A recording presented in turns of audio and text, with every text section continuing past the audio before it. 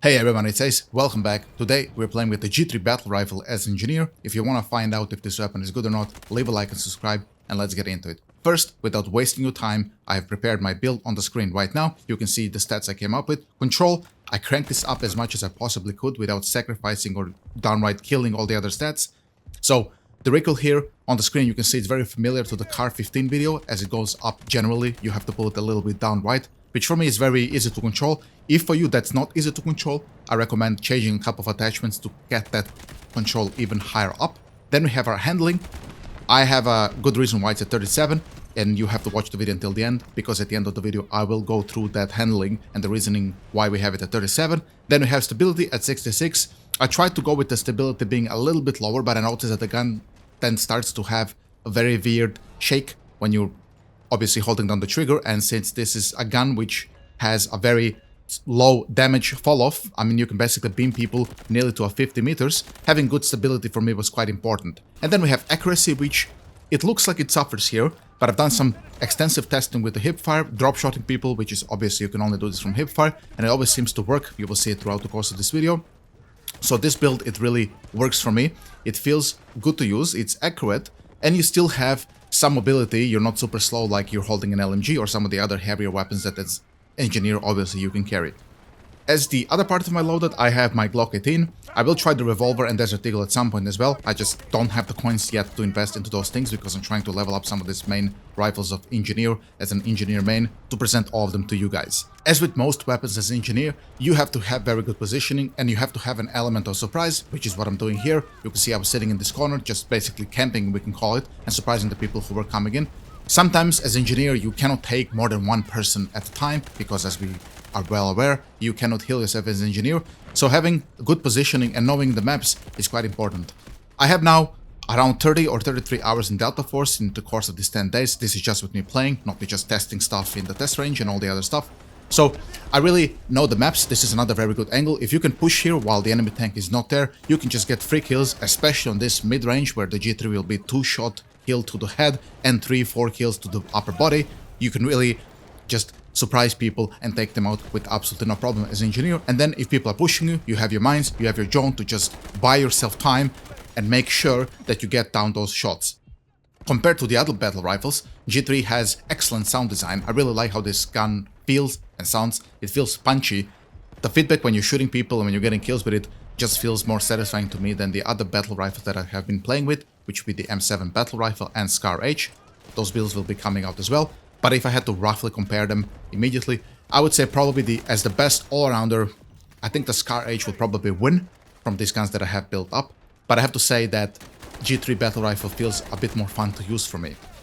The problem with the Scar is that they have changed something coming from the alpha test into this beta release, and that is I think that the damage range of the Scar was lowered, so it doesn't feel that good to use on these mid distances like the G3 does. But I have to do a little bit more testing with the Scar to actually confirm that that has actually happened.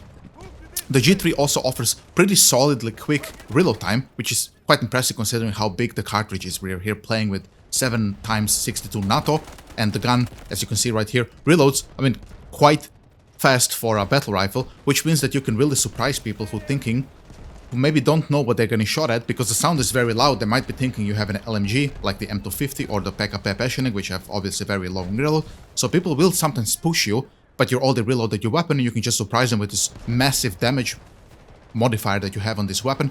At the head, it's basically 2-shot to the head at like super close distance and even long distance, so if somebody wants to push you, go ahead, you will be ready. One thing I will mention, which I didn't talk about during the build, is that you also have an option to go with the 50 drum magazine. I have not opted to do that because I really hate killing all my handling on these types of weapons, and my reasoning in my Car 15 video was that if I have to go with a big ballsack drum magazine, then I might as well just take the actual LMG out and go with something that has high fire rate like the M249 or something that has more damage like M250. So on battle rifles, they usually come on the default 20 magazine, which I don't think is very good because you cannot really multi-kill as good as you would with the 30. But as we've seen throughout the course of this video, you can get multi-kills no problem with the 30 round magazine, and at least on the G3, as we mentioned, the reload time is very forgiving. So why would you go with the 50 drumstick mag and ruin your handling and your other stats when you can just reload this gun super quickly, and that way you can just be a bit more unpredictable. You can see here in this little 1-1 skirmish that I win with my hipfire drop shot against the bunny hopping person who has an SMG. So, like I said, the accuracy at 33, as long as it's mostly in center mass and you know how the control works, which in this case is just pulling down right, you will win most of the fights if you know what you're doing and how to use these weapons. I will say, as I'm editing this video, I really wish that you had access to smoke as engineer. I do like the frag grenade because you can cook this thing and drop it on people. You can airburst it in mid-air. I've got many kills this way, and it's really fun to use. But sometimes when I just wanna play guns only, let's call it that, having access to smoke as engineer would, I think, really improve the way you wanna position, move forward, take a head glitch, and so on. I really hope that maybe in the next patches that they come up with Delta Force, we do have this ability to change grenades, as in most other games, even going as back to BF1, which was 8 to 9 years ago at this point. Even there we could change the grenades types we want to use. So I hope they give us this option, even as maybe assault or so on, you want to maybe use the frag grenade or some of the other things. Who knows, I think just having a bit more customization options as engineer would be a really empowering thing for him, which is this character which is really made for holding angles and securing these nasty head glitches with his battle rifles and the LMGs. Of course, you can also pick up the Kar-15 and go a little bit more versatile, but I find that, you know, if I have to go a little bit more versatile and play super aggressive, that I just really like pick up either assault or medic for those purposes. The engineer and the battle rifles are definitely very strong. I was very surprised of how good all of them feel to use compared to some other weapons. For example, on assault, I was using some of the other weapons the other day, and I really felt that some of them are just not very comparable to some of the weapons that you get later. For example, the M4A1, there's no reason ever I would use the Kar-15 over the M4A1 as assault. It's one good example. And as engineer, you do have some reasoning to use, for example, the G3 battle rifle, like I'm using here, over some of the other assault rifles or battle rifles we have discussed earlier. Here, we're gonna finish the match, and we're gonna now jump into our build loadout and go into the explanation, as I said at the beginning of the video, why I came up with the stats I have come up with.